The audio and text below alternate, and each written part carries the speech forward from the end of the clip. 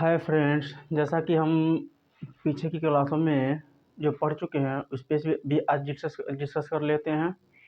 और बाकी जो कमेंट आए हैं, चाहे जो लोगों ने हमको सलाह दिया है कि कैसे क्या किया जाए, कैसे क्या ना किया, कंसेप्ट को कैसे समझाया जाए, उसके बारे में थोड़ा क्लियर कर देते हैं कि क्या कंसेप्ट हम पढ़ रहे हैं, इससे क्या फ़ायदा क्या नुकसान है। कई लोगों ने हमें इसके बारे में सलाह दिया है कि आप ज़रूर इस पर डिस्कस करें कि आप क्या पढ़ा रहे हैं, कैसे पढ़ा रहे हैं, क्या पढ़ाने का विचार है आपका। तो इस पे आज थोड़ा-सा डिस्कस कर लेते हैं। हम जो पढ़ रहे हैं, इंग्लिश की क्लास को पढ़ रहे हैं कि इंग्लिश को बेहतर से बेहतर कैसे पढ़ा जाए। हम लोग इंग्लिश पढ़ते तो हैं, लेकिन कहीं-कहीं फँस जाते हैं इंग्लिश पढ़ते-पढ़ते कि क्या हो सकता है यार, कैसे पढ़ सकते हैं इसको, क्या नहीं पढ़ सकते। ये आई आ गया तो आई को क्या पढ़ेंगे, ई आ गया तो ई को क्या पढ़ेंगे, ए है तो इसको कहाँ पे क्या पढ़ा जाए, क्या ना पढ़ा जाए। तो हम लोग बहुत सारी जगहों पे फँसते हैं, बहुत सारी जगहों पे फँस के हम अपने आप को शर्मिंदा महसूस करते हैं।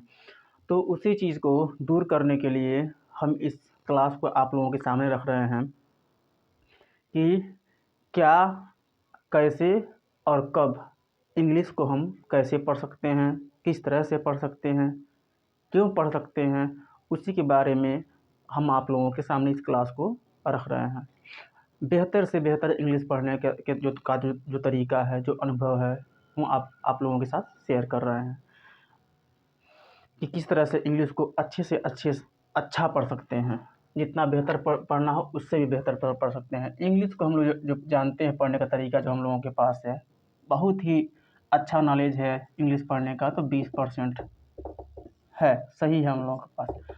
80% हम लोग इंग्लिश को सही से नहीं पढ़ पाते हैं। हाँ, अगर 80% भी नहीं, ये इतना रेशियो होगा तो 40% सही है हम लोगों का पढ़ने का स्टाइल, और 60% हम लोग इंग्लिश को सही से नहीं पढ़ पाते हैं। ये हम लोग का कन्फ्यूजन है। हम लोग 60% इंग्लिश सही से नहीं पढ़ पाते हैं। कुछ लोगों को ये डर लगता है कि यार, अरे यार, किसी के सामने बोलना है तो क्या बोलना है क्या ना बोलना है, अगर कोई इंग्लिश में पूछ लेगा तो कैसे बोलेंगे, कैसे नहीं बोलेंगे, क्या बोलेंगे क्या नहीं बोलेंगे, क्या पढ़ सकते हैं, क्या तरीका हो सकता है पढ़ने का, क्या नहीं तरीका हो सकता है पढ़ने का। तो उसी चीज़ को क्लियर करने के लिए इस क्लास को चलाया जा रहा है। जो हम अब तक इंग्लिश पढ़ते हैं वो 40% ही हमारा नॉलेज है कि हम इंग्लिश को सही पढ़ रहे हैं। बाकी 60% हम फँसते हैं इंग्लिश को पढ़ने में। क्यों फँसते हैं, उसी को क्लियर करने के लिए इस क्लास को चलाया जा रहा है। हमने आप लोगों से ये भी कहा था कि इंग्लिश पढ़ने का जो तरीका होता है वो 2 तरीका होता है। पहला ये होता है कि इंग्लिश जो होता है हमारा लैंग्वेज, जो हम इंग्लिश में इंग्लिश पढ़ते हैं, पहला होता है इंग्लिश पढ़ने का। इंग्लिश पढ़ने का जो तरीका होता है वो और होता है, और इंग्लिश में नाम या मैसेज लिखने का जो तरीका होता है ये अलग होता है। तो हम लोग जो अभी इंग्लिश पढ़ना शुरू किए हैं, इसको अभी हम नहीं पढ़ा रहे हैं, इसको आगे की क्लासों में पढ़ाया जाएगा। हम अभी सिर्फ इंग्लिश पढ़ने का जो रियल तरीका है उसको पढ़ा रहे हैं कि इंग्लिश को कैसे पढ़ा जाए, कैसे ना पढ़ा जाए। तो इंग्लिश जैसे हिंदी होती है, जैसे कि हिंदी होती है, तो हिंदी में भी स्वर और व्यंजन होते हैं। स्वर होता है और व्यंजक होता है। सेम इसी तरह से इंग्लिश में भी स्वर और व्यंजक होते हैं, लेकिन जो इंग्लिश में स्वर और व्यंजक होते हैं इनको हम वोवेल और कॉन्सोनेंट के नाम से जानते हैं। ये जो हिंदी में व्यंजक होते हैं वो 36 होते हैं, और जो वावेल होते हैं, स्वर होते हैं, वो 13 होते हैं। कुल मिला के 49 अक्षर इसमें बन जाते हैं हिंदी में। ये बहुत ज़्यादा है। जबकि इंग्लिश को अगर देखा जाए तो इंग्लिश में इतने अधिक ना वावेल होते हैं और ना इतने अधिक व्यंजक होते हैं। बहुत ही कम वावेल होते हैं और बहुत ही कम व्यंजक भी होते हैं। केवल वावेल की संख्या जो है, हमने बताया था आप लोगों से, ये 5 होती है। वावेल कितने होते हैं? 5 से 7 होते हैं। और जो कॉन्सोनेंट होते हैं वो टोटल 21 होते हैं। अगर ये 7 हो जाएंगे, 2 घट जाएगा, 21 या 19 हो जाएगा। तो इसी बेस पे हम इसको पढ़ रहे हैं। जैसे कि मात्राओं के, जो हिंदी की मात्राएं होती हैं, किसी भी अक्षर को मात्रा के हिसाब से ही पढ़ते हैं, सेम टू सेम यही कंडीशन इंग्लिश में भी होता है कि इंग्लिश के जो वावेल होते हैं, इसी के आधार पर ही हम किसी कॉन्सोनेंट को पढ़ते हैं कि ये क्या हो सकता है और क्या नहीं हो सकता है। जैसे कि इसमें देखिए, इसमें भी ओ है और इसमें ई है। ये दोनों के दोनों क्या है, हमारे वावेल हैं। वावेल मतलब ई, ई, आई, ओ, यू, और हमने बताया था आप लोगों को डब्ल्यू और वाई भी वावेल की तरह काम करते हैं। तो ए आई ओ यू तो मेन होता है और डब्ल्यू वाई भी वावेल की तरह ही काम करते हैं। तो इसी के आधार पे हम कॉन्सोनेंट को पढ़ते हैं, क्योंकि देखिए अब इसमें भी वावेल नहीं है, ओ क्या है, वावेल है। डब्ल्यू को सेमी वावेल कहते हैं, ई को वावेल कहते हैं, एल को वावेल कहते हैं।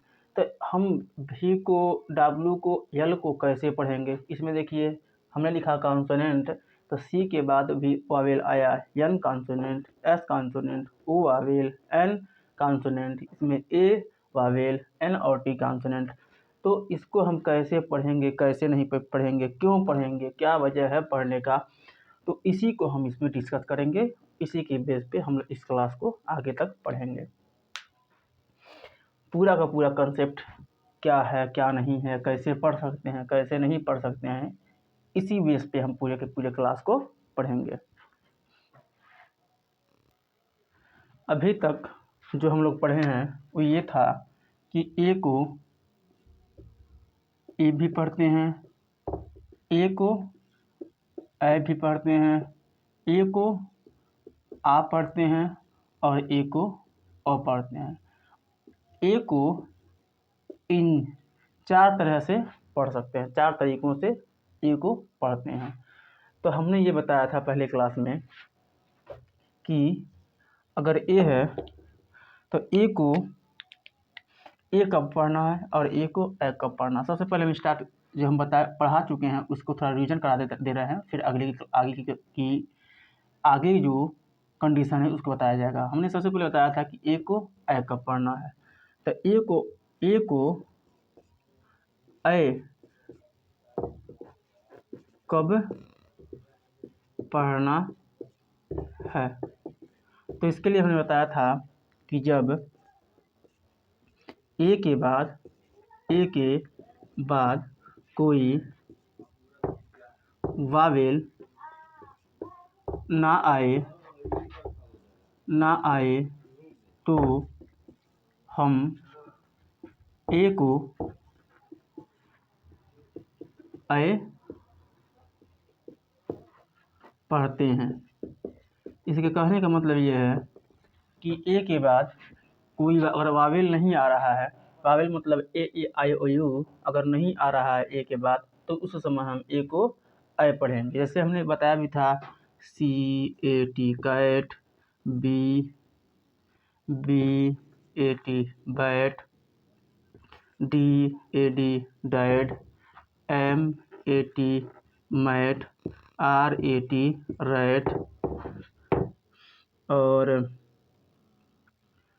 F A T fat, G A S gas, H A T hat. हमने पढ़ा दिया था इस क्लास को, पिछले क्लास में आप लोग देखिए, बस ये रिवीजन के लिए इसको बताया जा रहा है।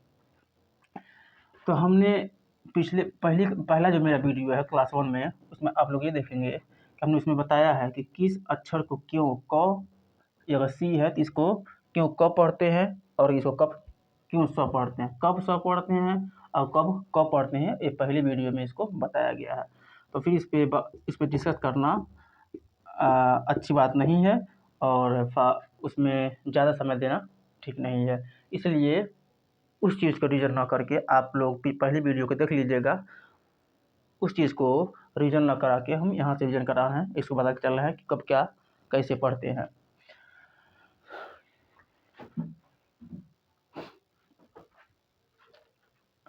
तो हमने कहा था कि जब सी के आगे ए आएगा तो सी को क्या पढ़ना है, क पढ़ना है। सी के आगे ए आएगा तो सी को क पढ़ना है। और देखो जो फार्मूला कह रहा है कि ए को क्या पढ़ा जाए, तो इस फार्मूले के हिसाब से जब ए के बाद कोई वावेल ना आए तो हम ए को ए पढ़ेंगे। यहाँ पे ए है बीच में, इसके बाद जो भी लेटर है वो कॉन्सोनेंट का है, वावेल का नहीं है। तो ऐसे समय में कि जब ए के बाद कोई वावेल नहीं दिख रहा है, हमको कॉन्सोनेंट दिख रहा है, एक अक्षर बाद है, दो अक्षर बाद भी रख सकते हैं। जैसे मान लिखते हैं BAND और BAND और LAND,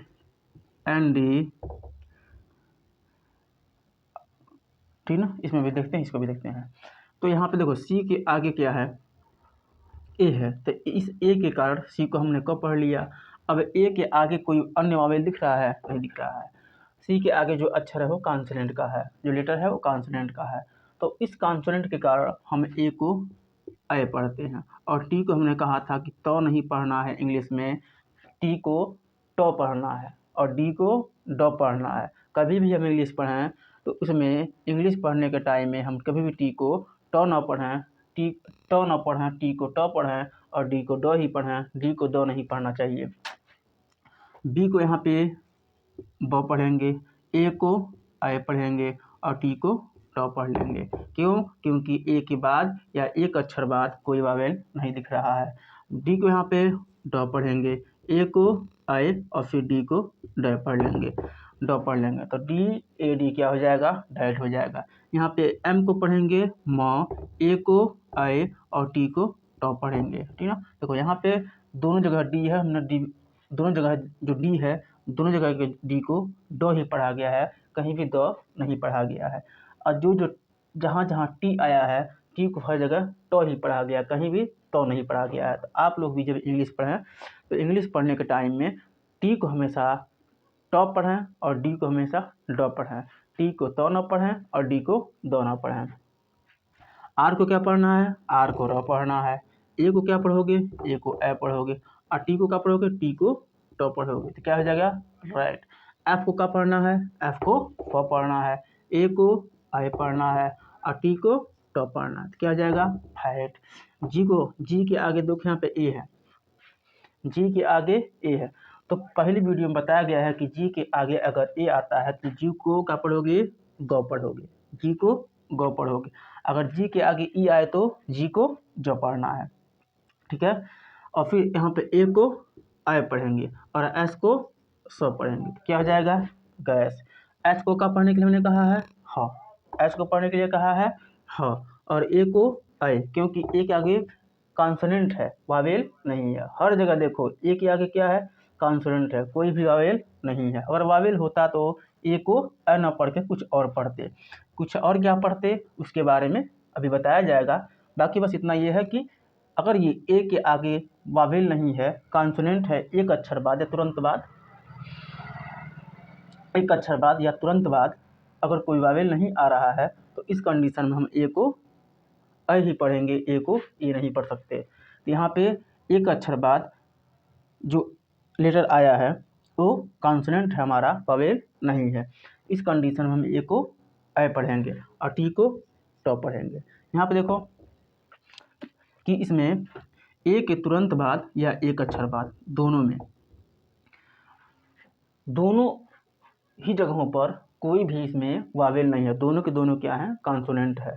तो इस कंडीशन में क्या करते हैं, बी को क्या पढ़ते हैं ब, और दोनों जगहों पर वावेल नहीं है इसलिए ए को कहते हैं आई, एन को न आधा न और डी को ड। क्या हो जाएगा, बैंड। एल को क्या पढ़ते हो, ल। इसमें भी देखो ए के तुरंत बाद या एक अक्षर बाद दोनों जगहों पर भी कहीं भी वावेल नहीं आया है इसलिए ए को यहाँ पे भी अ पढ़ेंगे, एन को न और डी को ड। क्या पढ़ोगे, लैंड। तो पिछले क्लासों में पढ़ा दिया गया है। इसके बाद से हम पढ़ाते हैं कि ए को ए कब पढ़ा जाए। इसमें बस इतना है कि ए को ए कब पढ़ा जाए, फिर इसको मैं रिपीट कर दे रहा हूँ कि जब ए के बाद कोई वावेल ना आए, ए के बाद या उसके एक अक्षर बाद भी कह सकते हो, जैसा कि इसमें है ए के बाद या तुरंत बाद या एक अक्षर बाद कोई वावेल ना आए तो हम ए को ए ही पढ़ेंगे, ए को ए नहीं पढ़ना है। किसी भी वर्ड में यहाँ पर ए के तुरंत बाद या एक अक्षर बाद अगर देखा जा रहा है तो किसी में भी वावेल नहीं आया है, किसी में भी वावेल नहीं आया है।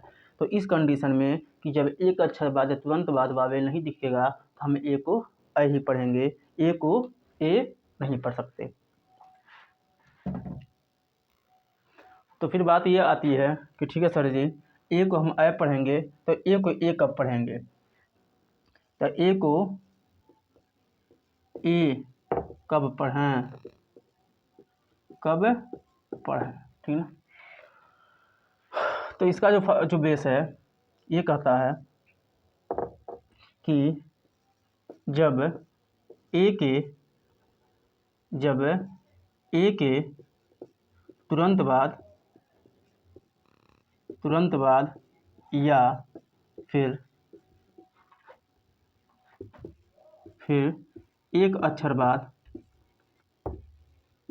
एक अक्षर बाद कोई वावेल आए तो ए को ए पढ़ेंगे, ए को ए पढ़ेंगे, ए मतलब ऊपर से एक मात्रा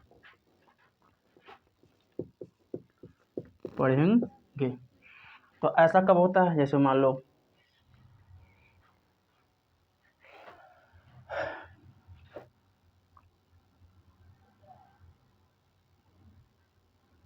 CAME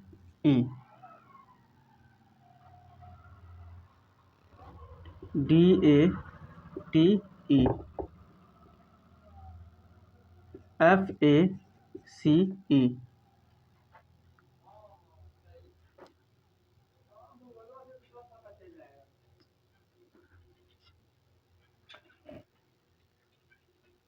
LATE MADE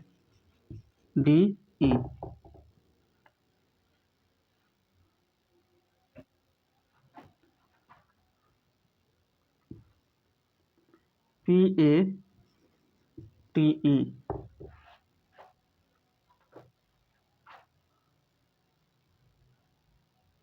SAID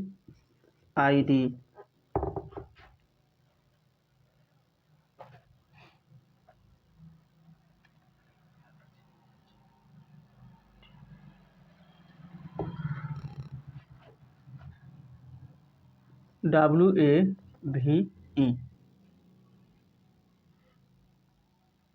ठीक है, चलो इतना देखते हैं।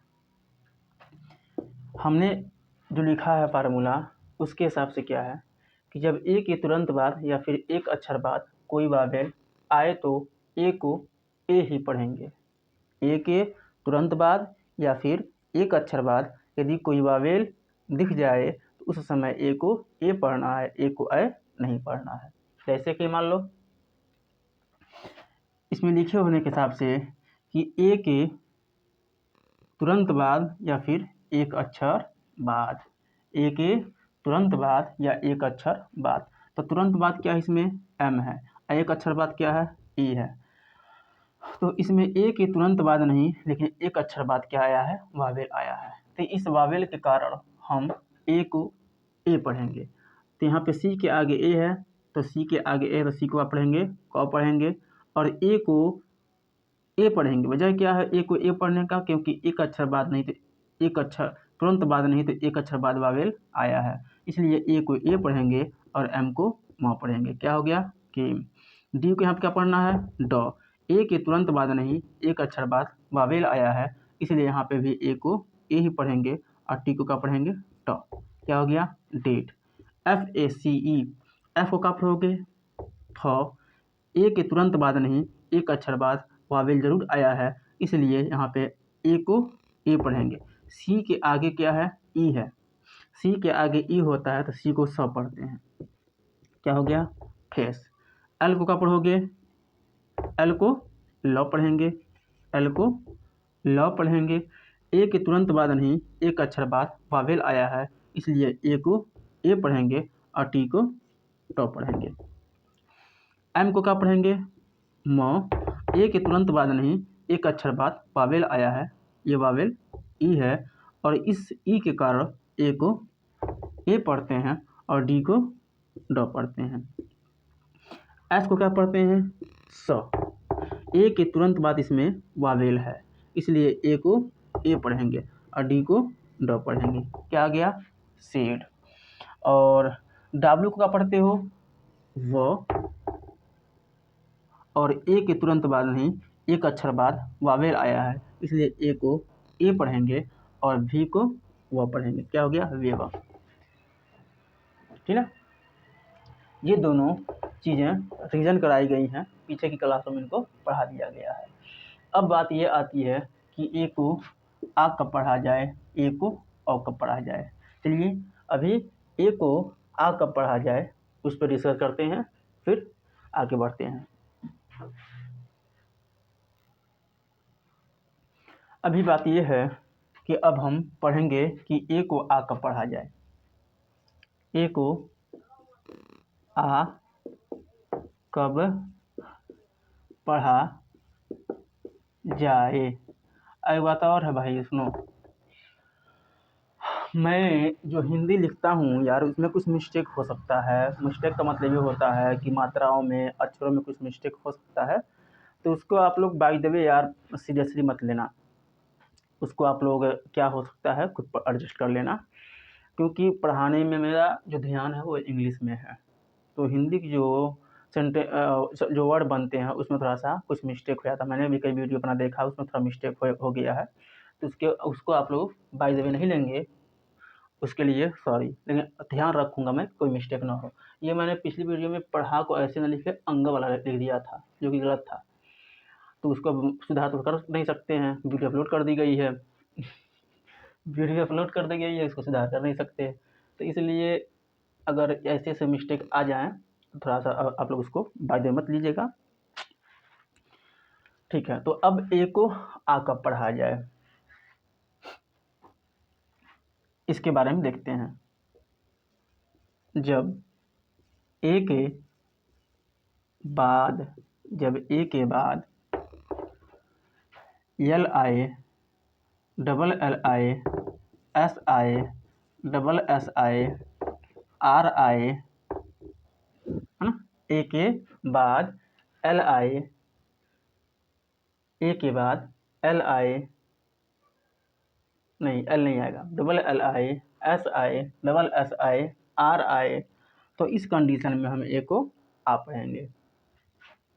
ए के बाद डबल एल आए, एस आए, डबल एस आए, आर आए, तो इस कंडीशन में हम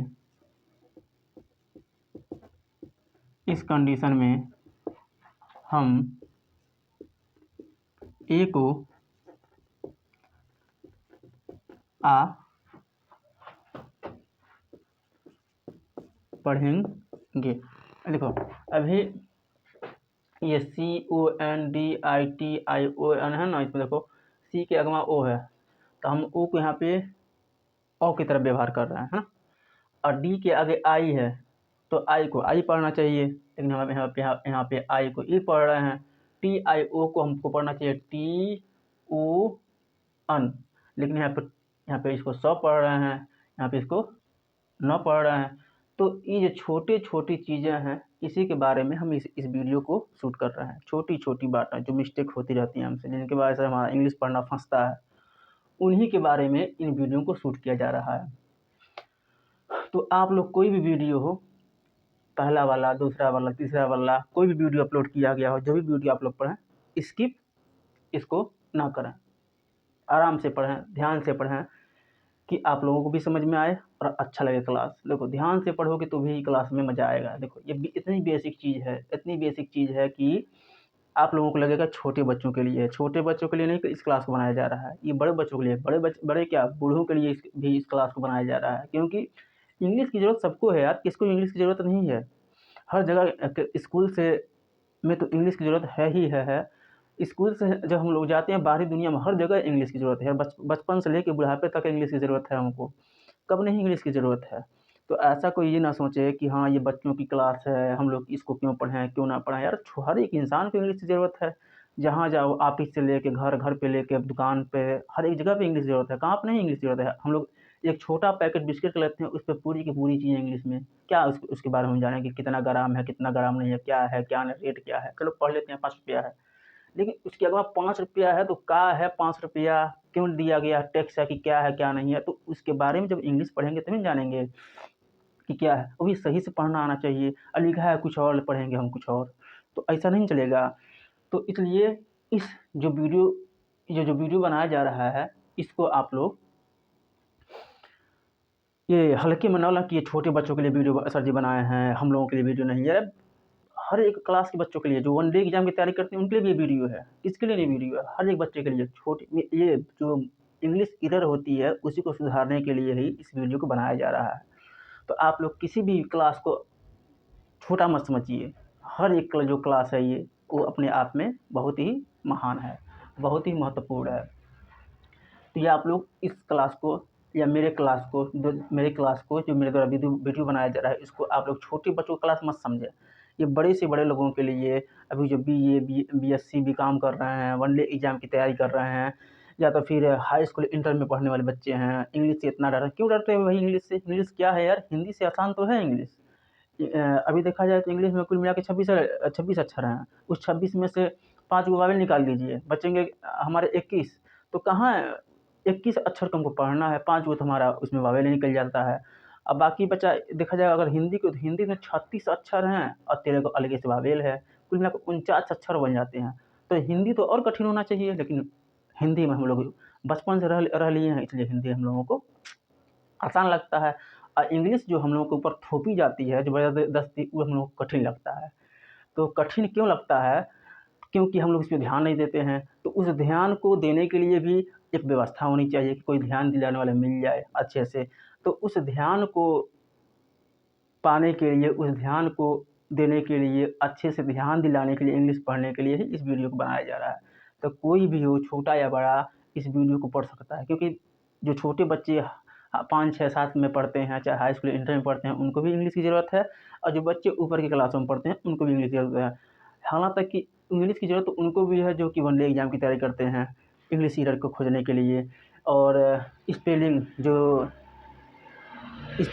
में एरर आता है उसको खोजने के लिए। तो जब तरीका पता रहेगा तभी तो इंग्लिश में एरर खोज पाओगे बच्चे लोग। और दूसरी चीज़ ये है कि जो हाई लेवल के जो जो एग्ज़ाम होते हैं, उनमें भी इंग्लिश की एरर खोजने के लिए आता है।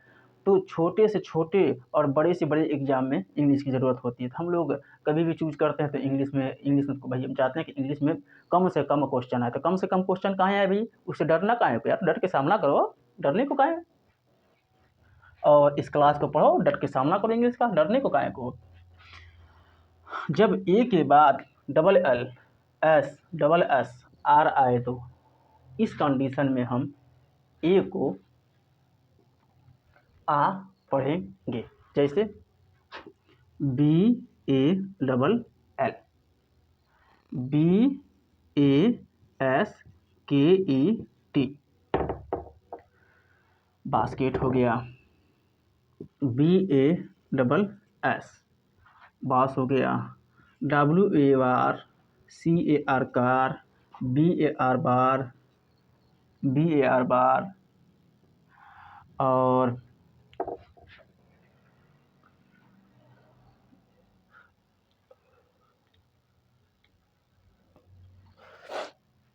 ठीक है। तो इसमें क्या है, देखो इस कंडीशन में क्या है कि हम ए को आ काहे पढ़ते हैं कि देखो ई डबल एल जब आएगा उसके पहले ए आएगा तो इस ए को हम आ पढ़ेंगे।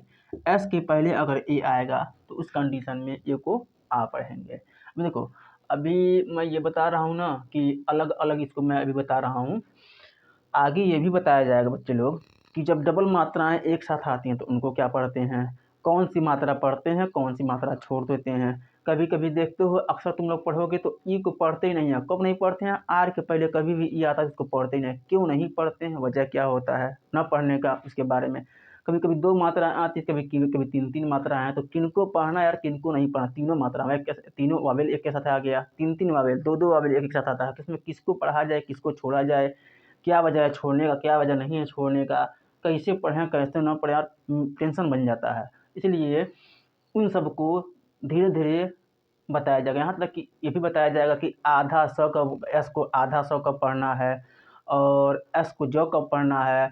फिर क्या फंसता है हम लोगों का कि सी एच को च कब पढ़ना है, सी एच को क कब पढ़ना है, और साइलेंट वर्ड कितने होते हैं। इन सब की क्लास धीरे धीरे एक एक करके बताई जाएगी। लेकिन जो अभी स्टार्टिंग किया गया है उसको हम आगे बढ़ा दें। जब उसकी ज़रूरत लगेगी हमें कि हाँ अब इसकी ज़रूरत है, तब उन सब चीज़ों को बताया जाएगा। आप लोग टेंशन मत लीजिए। हर एक चीज़ जो इंग्लिश में आप लोगों को फंसती है, साइलेंट वर्ड और डबल वावेल आ गए, ट्रिपल वावेल आ गए, तो उनको कैसे पढ़ें, कैसे हैंडल करें यार, उसको टेंशन बन जाता है ना। तो उसी टेंशन को दूर करने के लिए ही इस क्लास को बनाया जा रहा है। तो धीरे धीरे हर एक चीज़ सही हो जाएगी। तो यहाँ पे देखो हमने लिखा डबल एल के पहले, एस के पहले, डबल एस के पहले, आर के पहले अगर ए आए तो इस कंडीशन में हम ए को आ पढ़ेंगे। यहाँ पे क्या है कि ए के बाद डबल एल आया है, तो बी को यहाँ पे क्या पढ़ेंगे, ब। ए को क्या पढ़ेंगे, आ, क्योंकि डबल एल के पहले आया है। और डबल एल को क्या पढ़ोगे, ल। अब एक चीज़ और जान लो यहाँ पे कि कहीं भी डबल अक्षर दिख जाए, कहीं भी डबल लेटर दिख जाए, double L, double S, double P, कौन भी डबल लेटर दिख जाए, तो कभी भी उसको यहाँ पर हमको पढ़ना चाहिए था इसको बाल, लेकिन हमने सिर्फ पढ़ा बाल। तो कभी भी कहीं भी डबल लेटर दिख जाए तो उसको सिंगल पढ़ो, ये नहीं कि बाल काल, ऐसा नहीं पढ़ना है। कहीं भी डबल लेटर अगर दिख जाए तो उसको हम एक ही पढ़ते हैं और एक को छोड़ देते हैं, साइलेंट हो जाता है। एगो सिर्फ एक ही को पढ़ते हैं, एक ही लेटर को पढ़ते हैं, एक को साइलेंट अपने आप हो जाता है। और इसमें क्या करना है इसके बारे में आगे बताया जाएगा। बस ये ध्यान रखने के लिए बोले हैं कि कहीं भी डबल लेटर अगर कहीं दिख जाए तो इसमें से एक ही पढ़ते हैं, एक साइलेंट हो जाता है। यहाँ पे बी को ब पढ़ेंगे, और ए को आ पढ़ेंगे, एस को आधा सौ, के को क, ई को ए, और टी को ट। क्या हो गया, बास्केट। ठीक है, यहाँ पे बी को क्या पढ़ेंगे, ब, ए को आ, डबल एस को स, क्या हो गया, बास। डब्ल्यू को क्या पढ़ना है पे, वो। ए देखो आर के पहले है ना, आर के पहले ए है ना, तो इस यहाँ पर ए को हम आ पढ़ेंगे, आर को र, तो क्या हो गया, वार। सी को क्या पढ़ना, सी के आगे देखो, सी के आगे यहाँ पे ए है, सी के आगे ए है ना, तो इस कंडीशन में हम सी को क्या पढ़ेंगे, क पढ़ेंगे। ए को क्या पढ़ना है, आ, आर को र, क्या पढ़ेंगे, कार। बी को क्या पढ़ना है, ब, ए को क्या पढ़ना है, आ, आर को क्या पढ़ना है, र, क्या हो गया, बार। तो जब कहीं ए के बाद डबल एल दिखे, एस दिखे, डबल एस दिखे, आर दिखे, तो इस कंडीशन में हम ए को आ पढ़ेंगे। इसमें पहले वाले में ए के बाद डबल एल आया है, इसलिए यहाँ पे ए को आ की मात्रा के साथ पढ़ा गया है। एस के पहले ए आया है, इसलिए इस ए को आ की मात्रा के साथ पढ़ा गया है। देखो इसमें आ की मात्रा है ना, ये आ की मात्रा, आ की मात्रा। डबल एस के पहले ए आया, इसलिए यहाँ पे इसको आ की मात्रा पढ़े। आर के पहले ए आया, इसलिए आर को भी आ की मात्रा पढ़े। इसमें भी आर के पहले ए आया तो ए को आ की मात्रा पढ़े। यहाँ पे भी आर के पहले ए आया तो ए को आ की मात्रा पढ़े। तो इस ऐसा कंडीशन जब आप लोगों के सामने आए कि जब ए के पहले डबल एल आए, ए के पहले एस आए, ए के पहले डबल एस आए, ए के पहले आर आए, तो इस कंडीशन में हम ए को आ पढ़ेंगे। हाँ, इंग्लिश पढ़ो, मुँह गुम्मा जैसे नहीं रहो, सीना तान के रहो। कौन डर है यार, कौन किसका डर है? इंग्लिश पढ़ो एकदम सीना तान के घूमो, किसी से लुका छुपी नहीं। क्या यार हमसे वो इंग्लिश में पूछ लेगा कैसे बताएंगे, काहे, कौन डर है? एकदम ऐसा इंग्लिश पढ़ो यार कि जो सुने वो कहेगा हाँ भैया पढ़ा है। डरने को कहाँ है को। अब हाई स्कूल में, इंटर में पढ़ रहे हैं, बीई में पढ़ रहे हैं, बीएससी भी काम कर रहे हैं, इंग्लिश नहीं पढ़ने आ रहा, डर लगभग करेगा। तो उसी डर को ख़त्म करने के लिए इस वीडियो को देखो, इस वीडियो को पढ़ो। हाँ, और अभी मेरा जो वीडियो चैनल है वो बिल्कुल एकदम नया है, तो इस चैनल को आप लोग आगे बढ़ाएं, सब्सक्राइब करें, शेयर करें, जहाँ तक हो सके, जितने लोगों से हो सके आप लोग मेरे चैनल को सपोर्ट करें और इसको आगे बढ़ाएं। Thank you.